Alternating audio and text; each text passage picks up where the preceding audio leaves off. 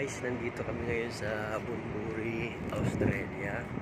Yan, paligid ng barko namin yung mga crew. Yan, pagkakit ng araw ngayon mag-aalas 7 ng umaga. Malamig ngayon dito sa Australia. Sa Bunbury, Australia. So, atin yung vlogger guys, sayo ko nga. Tapos ngayon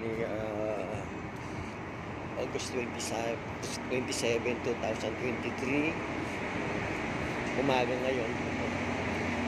So pareho ang oras natin sa Pilipinas guys.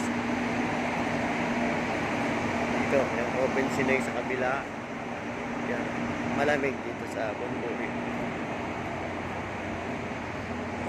Hanggang dito na lang guys. Medyo malamig.